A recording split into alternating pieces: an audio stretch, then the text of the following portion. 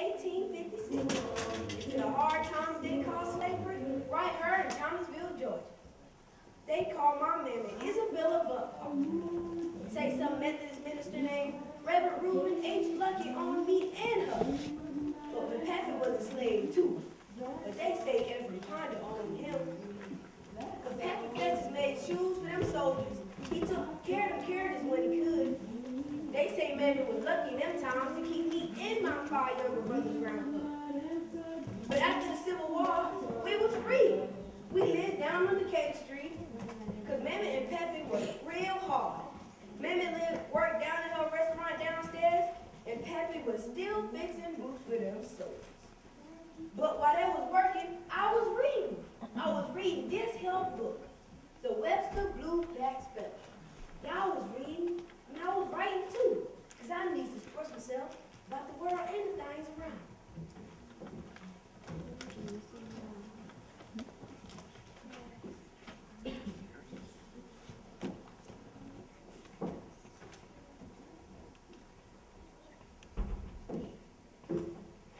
Mom and Pops always told me a good education was the key to success. So I enrolled in American Missionary Society College, and later furthered my education at Atlanta University, until I received an appointment to West Point in 1873. And by me getting a military education, I received free tuition, and all the cadets received a stipend of $41 per month.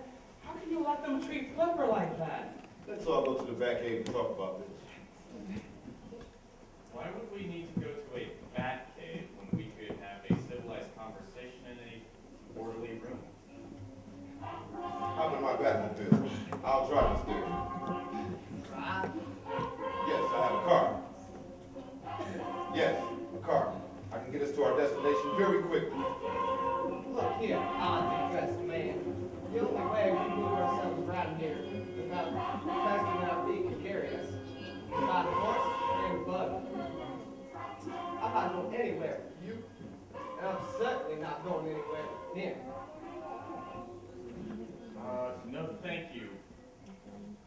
Batman. I think I'll walk. Want to clear my head, get my thoughts together. I hear this guy Flipper's very smart. Holy Toledo, Batman. These guys are not listening to you. I think I'll go walk with him to see where his head is. I know I'm not supposed to talk to you, but do you think you could help me plan military obstacles for a practical engineering class? Well, sure.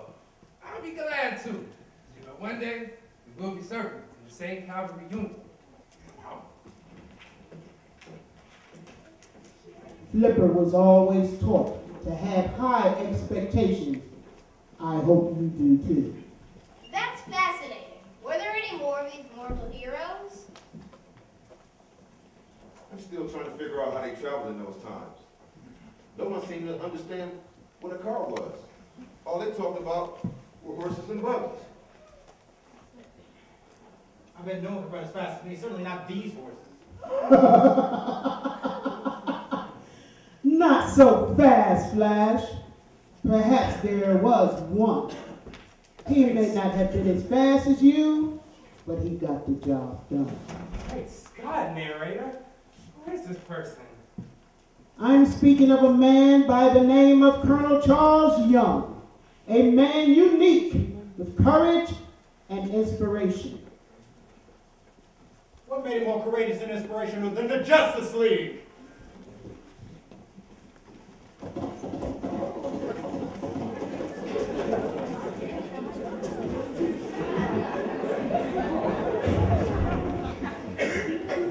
Hello, my friend. You want to know more about me? What made you so special to the way you were promoted to colonel? Were you not faced with the same racial challenges as Austin Flipper and Captain Williams? Why, yes. I was faced with many challenges. I, like Flipper, enrolled in West Point to pursue my education.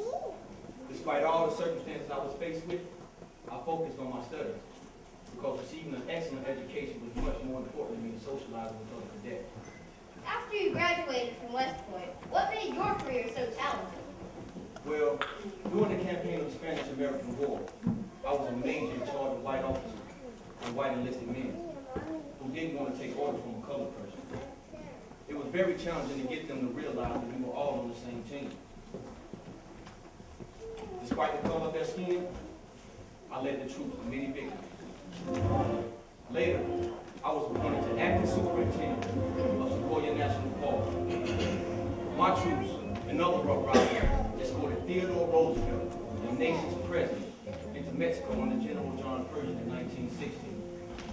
There was a bandit named Pancho Villa murdering American citizens. I was able to stop him and his force and save General Beltran without losing a single man. Because of this great victory, I was promoted to Lieutenant Colonel. I was the highest ranking color when World War I began.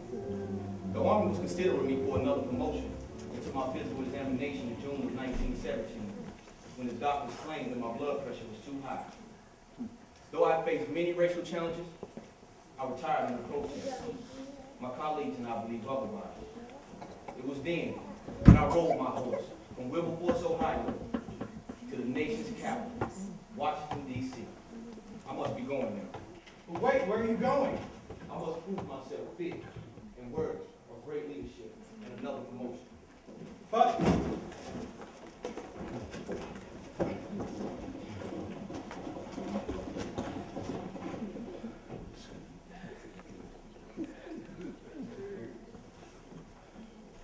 what else did this great man accomplish that the Justice League cannot?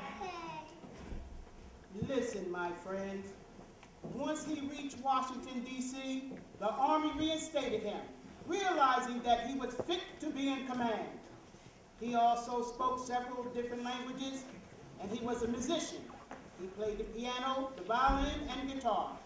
He was also a dedicated husband and father of two, making sure he was home between assignments. These were Young's final words.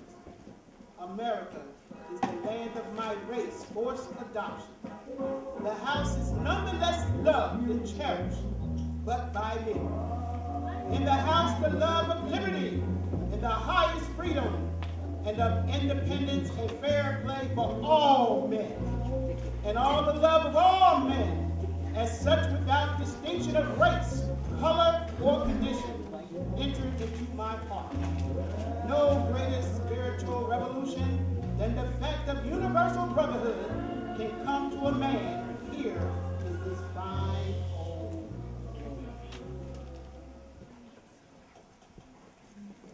So you're telling me that Colonel Charles Young was for the good of all people, just like we are? Yes, Colonel Charles Young was always concerned for the greater good of mankind, just like Martin Luther King Jr. was. He preserved his reputation of great leadership by riding such a great distance on horseback and being reinstated into the Army.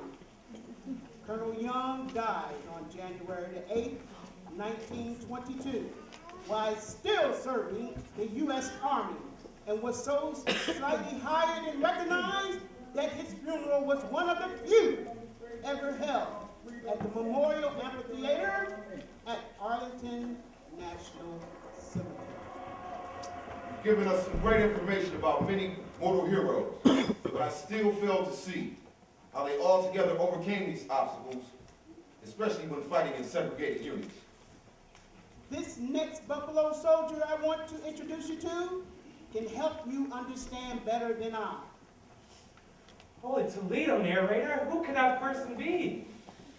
His name was Benjamin O. Davis.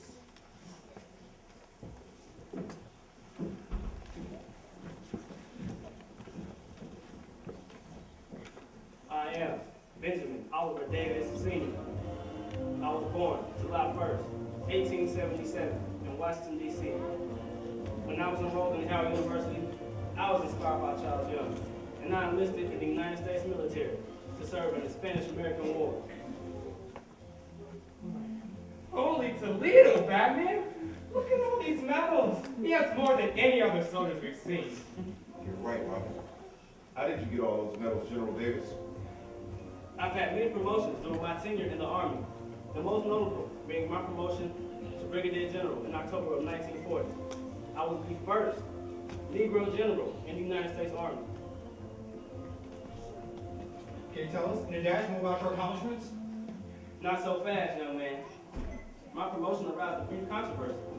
I was not given the same amount of respect as my peers, but I will not allow anyone or anything to stop me from achieving my objectives, which was primarily to bring about the best of all of my soldiers. I have traveled the universe extensively. Did you travel any while serving in the Army? Well, during World War II, I served in the European Theater of Operations as an advisor on race relations in the Army, requiring me to travel all throughout Europe.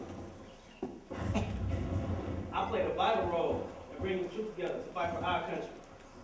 And President Harry Truman had the same vision as I, which prompted him to sign Executive Order 9981 in 1948, which desegregated armed forces.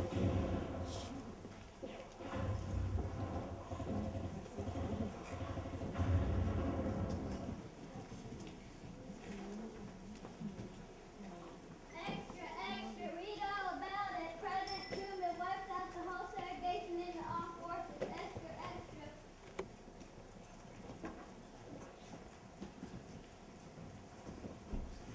Extra, extra, read all about it. President Truman wiped out the whole segregation in the armed forces. Extra, extra.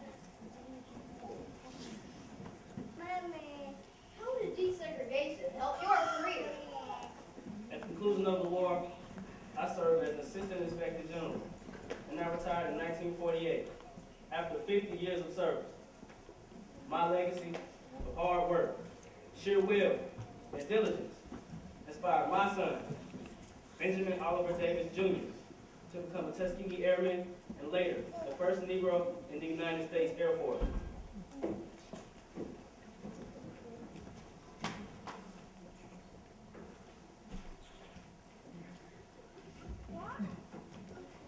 As you can see,